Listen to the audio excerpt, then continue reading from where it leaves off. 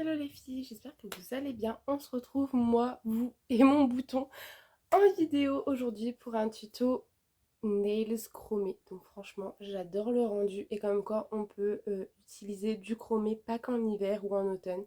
J'adore vraiment, c'est trop joli. Et franchement, voilà, j'ai aimé faire cette pose, j'ai adoré. N'hésitez pas à me dire si vous avez d'autres idées de vidéos et à m'identifier si vous réalisez cette pose. Je vous fais des bisous et je vous dis à très vite. On se retrouve avec mes ongles déjà faits en manucurus.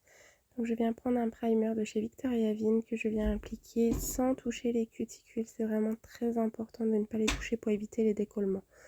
Là vous allez voir que ma plaque paraît rouge mais c'est juste la luminosité.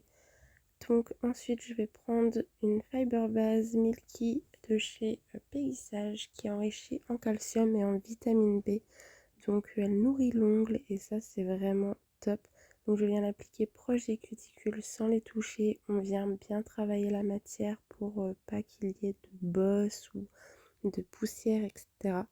avant de catalyser. C'est vraiment très important que tout soit parfait car après une fois catalysé on ne peut pas revenir en arrière pour modifier cela.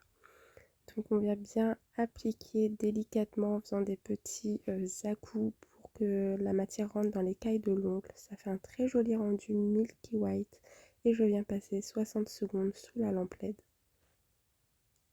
Je viens prendre le Builder Gel 04 de chez Gel Polish Factory. C'est un joli beige laiteux qui est vraiment très beau. La qualité est top, j'ai pu le tester dans ma précédente pose et je n'ai eu aucun décollement. Donc je vais venir faire une petite couche de patinoire pour venir ensuite mettre une petite bille au milieu de l'ongle, une petite boule de gel et ensuite venir travailler mon bombé, mon apex.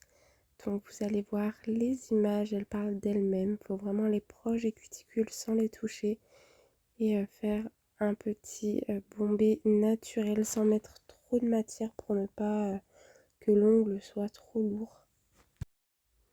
On va venir du coup border l'ongle pour éviter tout décollement. Puis ensuite, c'est là que l'on va venir prendre notre petite bille de gel afin de créer notre apex. Donc c'est quelque chose de très important. On a un apex bombé directement sur notre ongle naturel et on doit le faire également sur le gel pour éviter tout problème en fait, toute casse de l'ongle. Donc on vient faire notre petit bombé et quand on arrive sur les extrémités, on appuie un petit peu pour éviter qu'il y ait trop de gel et que ce soit pas beau, pas homogène. Donc on vient ensuite retourner l'ongle quelques secondes, pas trop longtemps sinon le gel va couler sur les peaux. Et ensuite nous allons voir si tout s'est bien placé. Là on voit qu'il y a un petit peu de matière qui n'est pas à la bonne place, donc on prend un petit dotting tool et on vient retravailler la matière. Donc ça se travaille tout seul.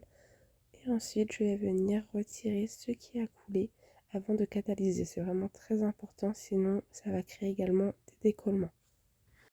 Donc là, on va venir regarder vraiment tous les aspects de l'ongle, tous les côtés.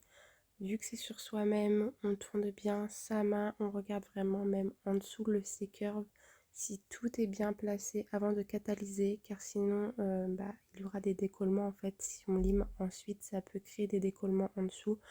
Donc vu qu'en plus c'est une pose sans limage, on essaye d'avoir le moins de limage possible.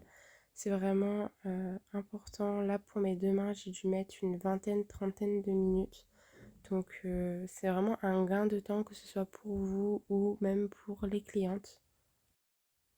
Donc voilà le rendu et quand ça nous plaît, on catalyse. Ensuite je viens prendre un petit coton avec du cleaner et je viens dégraisser mon ongle pouvoir le retravailler très légèrement. J'ai vu que sur un côté ça avait coulé un petit peu, donc pas de panique, on prend un petit bloc ponce et une petite lime grain fin, donc 240 c'est amplement suffisant, surtout que on ne veut pas agresser les peaux et du fait que j'ai fait une manucurus auparavant, je n'ai pas envie de faire saigner mes peaux.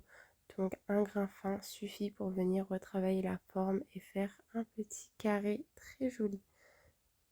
Donc voilà, une fois que c'est bon, on dépoussière. Donc mon pinceau vient de chez Indigo, c'était la collection d'été pendant le Covid. Donc c'était une édition limitée, il est vraiment trop joli. Ensuite je vais en prendre un embout conique. Donc celui-ci je l'ai retrouvé au fond de mes placards et c'est vraiment une révélation. Il est trop bien, vraiment il rend les peaux, les cuticules toutes douces. Il ne leur fait pas mal, il vient bien retirer le gel qui a coulé sur les côtés. C'est vraiment mon embout coup de cœur du moment. Une fois que tout est ok, je viens dépoussiérer et on va passer à l'application de la couleur. Donc c'est la couleur Night de chez Nails et FRS de la collection limitée 1996. C'est vraiment un coffret que j'ai adoré. J'adorais les anciens coffrets qui étaient plus petits et donc plus accessibles à toutes financièrement. En plus, moi qui adore changer régulièrement la décoration de ma pièce, du coup, ça me permettait de changer régulièrement de décoration. Donc on vient appliquer la couleur sous la peau tout doucement et en faisant attention de ne pas déborder sur les cuticules. En plus c'est une couleur foncée donc il faut faire vraiment attention.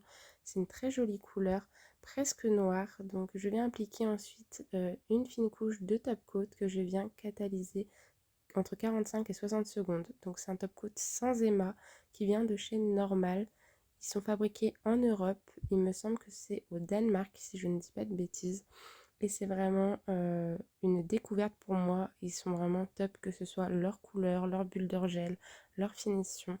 Donc je viens ensuite, une fois que la finition est sortie de la lampe, donc qu'elle est encore chaude, on vient appliquer, donc soit avec un embout, euh, du coup en silicone, ou voilà, soit avec le doigt directement, on vient appliquer l'effet. Donc c'est super joli. On vient bien faire les côtés, on n'oublie pas les côtés. Et ensuite on va venir dépoussiérer. Donc pareillement, on essaye de ne pas oublier de tout bien dépoussiérer pour ne pas du coup mettre trop de paillettes dans notre finition. Donc c'est bien d'avoir deux finitions, une pour tout ce qui est effet et paillettes et une pour les couleurs simples, unies, etc. Donc l'effet miroir vient de chez Normal, mais vous pouvez en trouver un petit peu partout. Donc on met la finition sous la lampe et ensuite je vous laisse avec le résultat. Je vous fais des bisous, à bientôt.